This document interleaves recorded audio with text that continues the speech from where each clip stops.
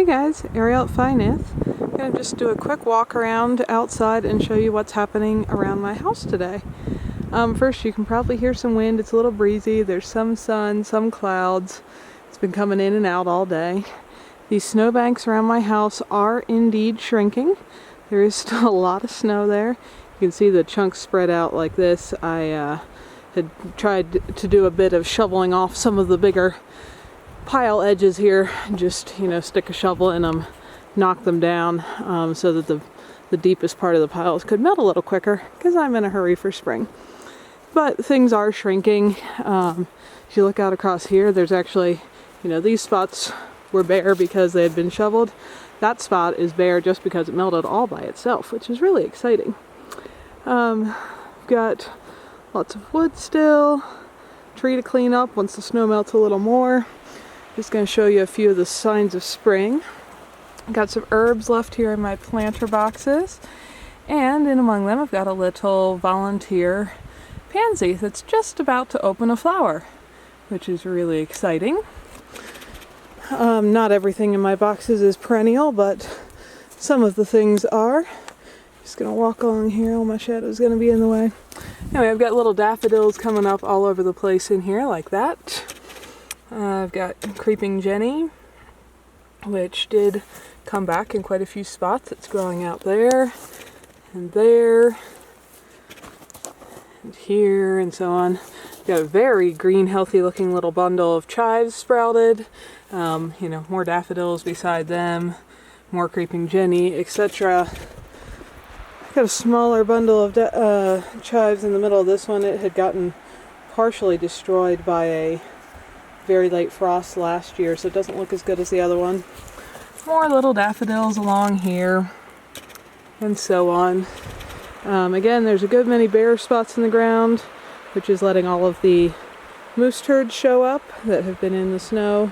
This is how close they are to my house, in case you've missed that before. That's moose turds. There's the house.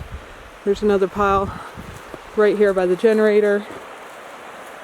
About 4 more piles on that side of the generator. There's another pile behind the house, another one out here, etc. Again, this spot's bare because it was a shoveled path. Now the edges have melted back quite a bit. It's cool to watch in the spring how even when the snow first gets off the grass or whatever plant, there's little very yellow things already trying to grow and that will turn green just as soon as they can get some sunlight. This is my raspberry patch. It's just starting to show through in some spots. I'm very curious, because this was its first year, to see how it survived. Obviously most of the canes were completely broken over by the snow. I'll show you some more things that were also broken. We did have a record snow year. The state of Wyoming got more total precipitation than any year since people started recording sometime in the 1800s. Come over here, I've still got the shovel out for, like I said, knocking down some of these bigger banks, but I've got other things growing. Some little daffodils I planted, got some new growth on the irises. These were gifts from a friend. Oh, some more little tiny volunteer pansies coming back. More irises on this side of the shed, etc. And come back towards the house here. The wood stove is going. It's like I said, the sun's been in and out. When the sun goes behind a cloud, it feels pretty chilly and damp still, because it's warmer. It feels colder. Behind the house here, this is another one of the things that broke. You can see the old dead tree here. It's been dead for a long time, but see this giant piece that is splintered off of it. That was caused by the snow being up to, about that level, and then freezing solid, getting some moisture in it, icing up, and then sinking as it melted down to here. That held those branches firmly enough that it had enough force as the snow sank to split that entire tree trunk. Also to crush, like I said, the older growth on the raspberries. It might have killed all of the fruit trees I had planted. We'll see as time goes on if any of them come back at all, but let me show you here. These are, this would be their 3rd year here. This is a cherry. you can kind of see how the snow wait did the same thing, split all the branches.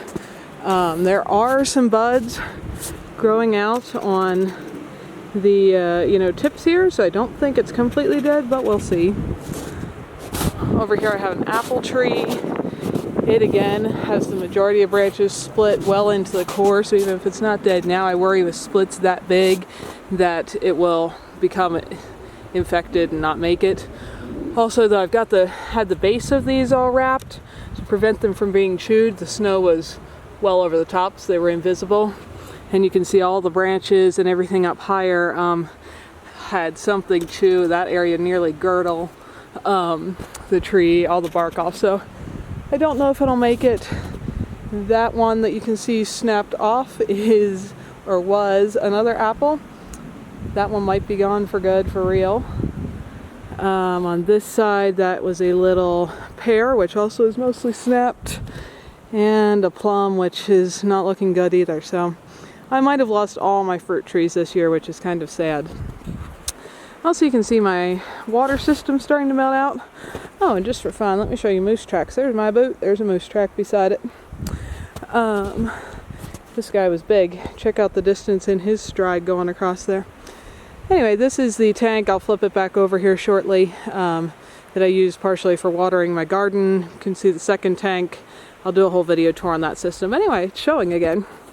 The garden is not showing. I expect to see some garlic down at this end that was planted last year as soon as the snow is melted off, but we're not there yet. Looking back toward the house, you can see the snowbanks are exposing most of the house instead of up at the eaves. So that's a pretty big difference.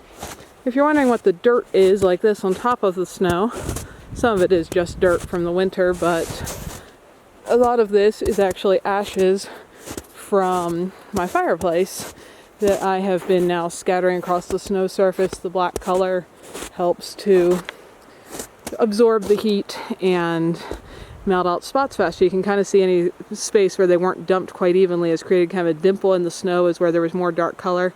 It melted most rapidly. So this spot, I guess, would be a good example. There I had some more dark than everywhere else, and it melted a hole the whole way to the ground. That spot is almost to the ground, etc.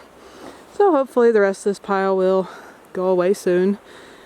My little swing set, not quite the fire pit, but the benches and all that is going to be melted out soon, which will be nice to have outside spaces to hang out again.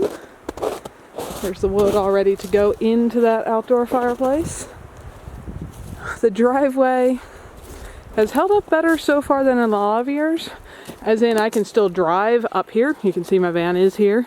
Past springs it's gotten so muddy, and may still, but so muddy on down the lane that I haven't been able to drive in. But as you can probably see from the ruts here, it is pretty muddy up top here. A little bit of standing water in there, and until all that snow goes away, it's probably going to stay muddy here. Now my solar panels are right up here, and I'm going to do a little walk up the hill, just walk around the snowbank, because somebody had asked me to show how far away from the house they are. This hill is steep, and the snow being half firm and half soft is not very stable, so this is not going to be a smooth video, I promise, because with one step you stay up, and with the next one you fall through. And in spots, there's actually grass exposed going up through here, where I had a path all winter as well. Climb up here without slipping with the camera. Oh, it's not too bad. So, right there's my solar panels. Gotta catch my breath for a minute. They're up here because this is an open meadow. They get lots of sun. Down to my house, it is not open. You can just see it through the trees down there. And if I had the panels right down there, they would get very spotty sun. So, if you want more info on the panels, I've got a full video tour of my power system. But with the sun out right at the moment, they're soaking up a lot of power. My batteries are almost completely full. And from up here you get a nice little overview. If you walk carefully, I've never yet taken the time to put a good trail up to here. Probably something I should do. But walk over here and you can see the house down through the trees. And the driveway, my little shed, the van, etc. So let's have a look at what's going on around my house today. What's happening with the snow and the spring. There are robins around. Mountain bluebirds are back. Saw a pair of osprey 2 days ago in a nest. And saw my first sandhill crane a day ago. So it's turning into spring, though there's still plenty of white around my house for now. I really look forward to that being gone. Because even though I like winter, I'm excited to plant my garden. Have a great day, folks.